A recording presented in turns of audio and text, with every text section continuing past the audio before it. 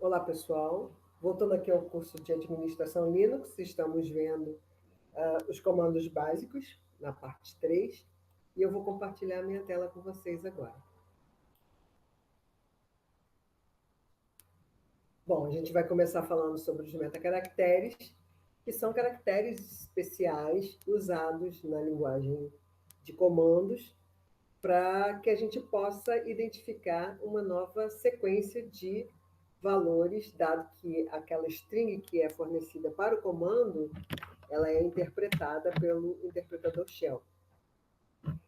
E esses caracteres podem ser utilizados para mudar alguma informação naquela lista, dependendo do contexto no qual ele é inserido.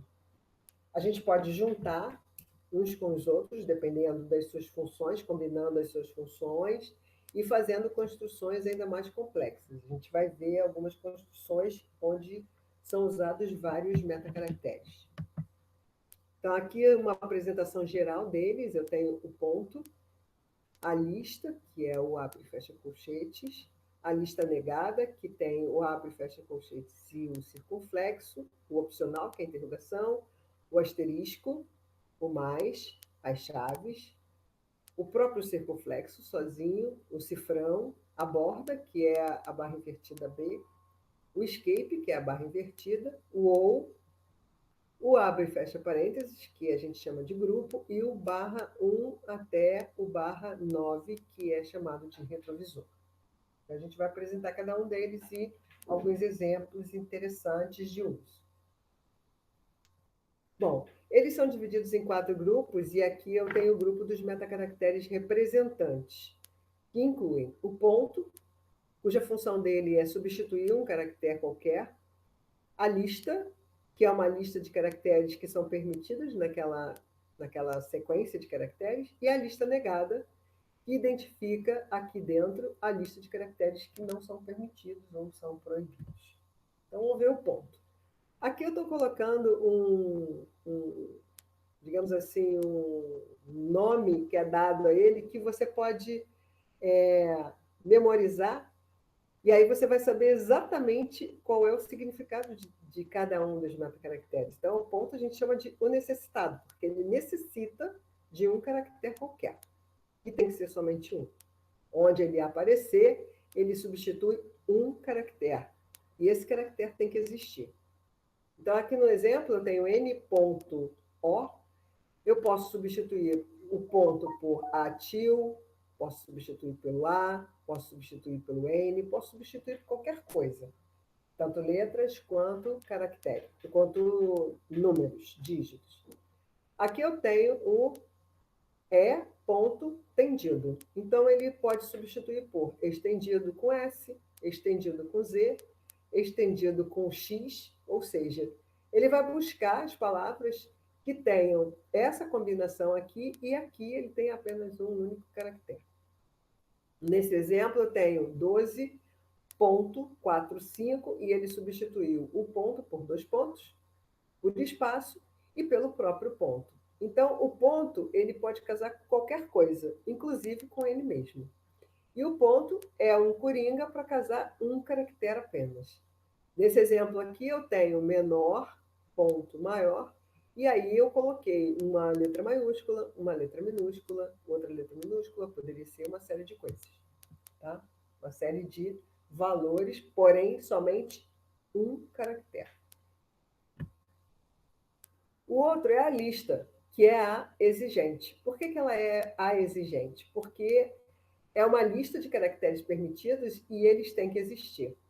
Tá? Então, ela exige a existência daquele caractere, de um deles, para ele poder representar.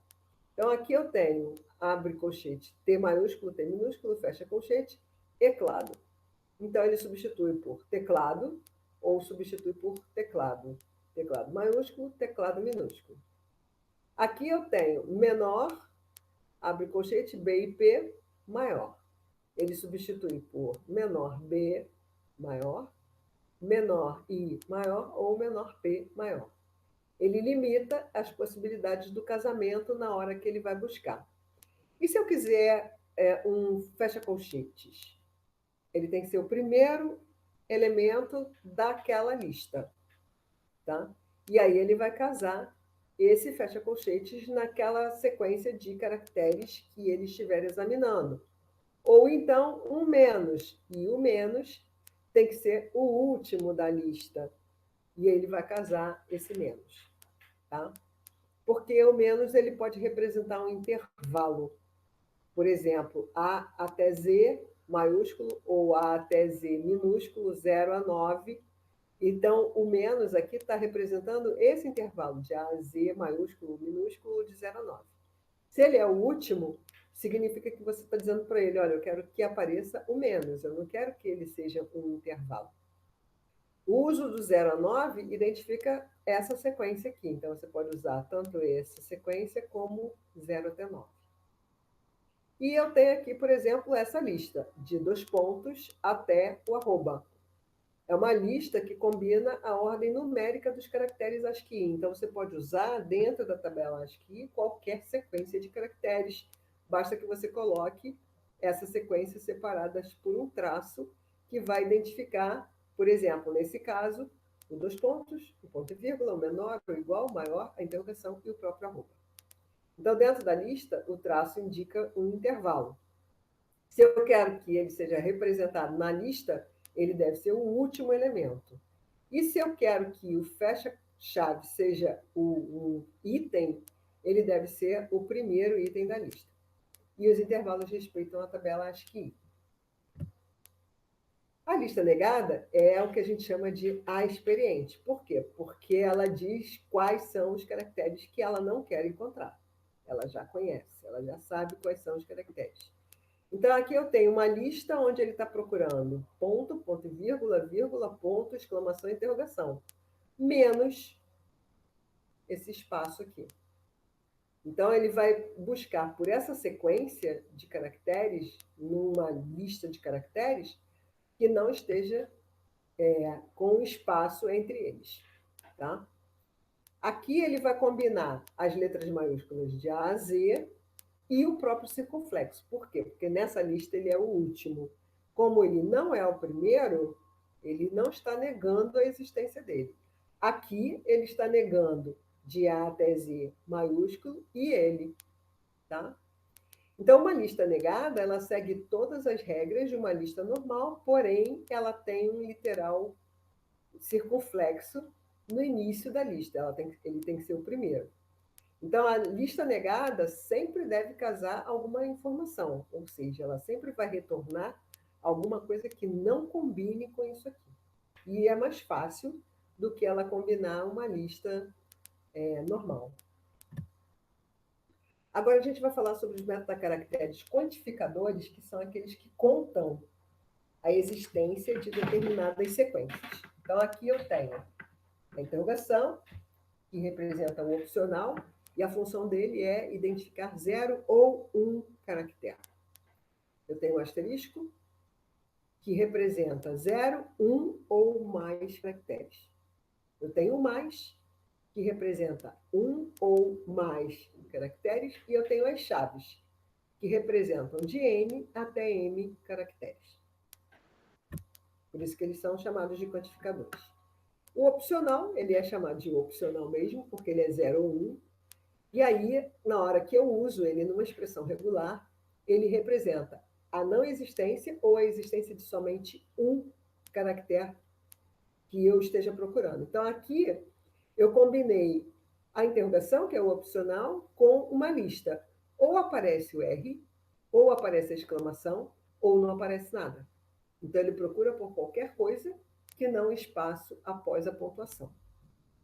Aqui ele está combinado com uma série de coisas. Eu tenho uma lista BIP, maiúsculo e minúsculo. Eu tenho um menor maior, que é o delimitador da string, simplesmente, ele não tem valor de metacaractere. E eu tenho aqui uma interrogação que está seguindo a barra. Então, a barra pode aparecer ou pode não aparecer. E como eu tenho aqui uma sequência de caracteres que aparecem na lista, então, somente um desses caracteres vai aparecer nesses valores que ele vai gerar. Então, aqui eu tenho barra B, barra I, barra P, todos eles maiúsculos. Barra B, barra I, barra P, todos eles minúsculos. Ou então, BIP maiúsculo ou BIP minúsculo. Então, o opcional é opcional. É útil para procurar palavras no singular e plural. E pode tornar opcionais caracteres e metacaracteres. Tá?